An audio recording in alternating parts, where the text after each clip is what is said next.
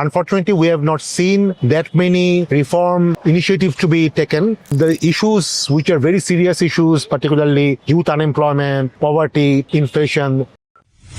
Assalamu alaikum. This is Gitiara from Centrist Station. Right now, we are in front of Lakeshore Hotel at the Economic Summit 2025. And right now, we have with us Mr. Fahim Mashroor, the co-organizer from Voice for Reform. How has this day been going at this Economic Summit? Thank you. You know that this is a two-day event. Today is the last day.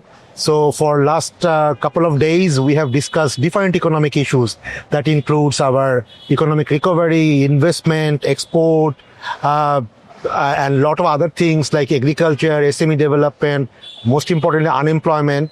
So those are the issues that we have discussed. We also discussed about how the poverty, which is the most important thing, can be reduced, and how inequality are actually harming our society and economy. So we have actually talked about the root causes of different issues, the problems, and also specifically proposed solutions. This is more important because sometimes we know the problem, but we don't know the solution. So one of our objectives of this economic reform summit is to discuss on different probable solutions, and we're happy that we actually came out with number of recommendations, practical implementable recommendations that can be actually implemented by the next government, because this government is almost at the last phase of its kind of being. So we think that the recommendations that we have proposed we can only be implemented by the next elected government.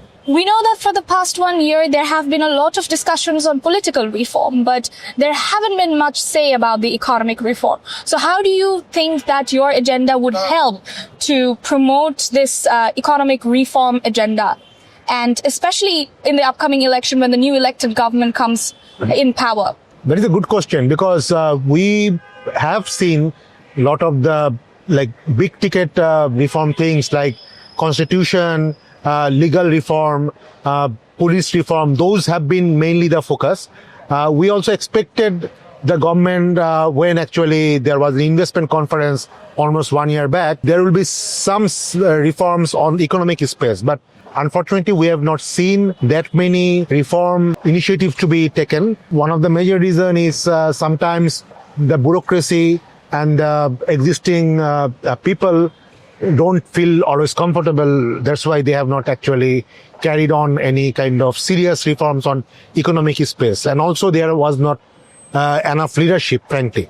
So we think that at the end of the day, this type of reforms can only be done by political leadership, because political leaders have got the mandate to carry on serious reforms.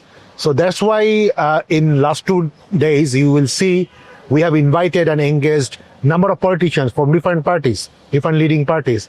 And we wanted them to actually listen. And we also wanted them to own the reforms. Because if they actually own the reform proposals, after they come to power, they can actually drive this thing. Because there will be, of course, a lot of resistance.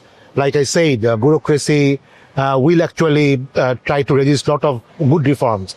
But if the political parties are committed, but they need to be committed because there are a lot of expectation from the people. So I think the issues, which are very serious issues, particularly youth unemployment, poverty, inflation, if the political party cannot solve, their stability will be at stake.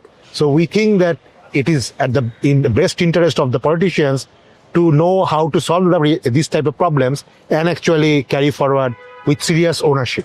After the end of this summit, what is your takeaway from this summit?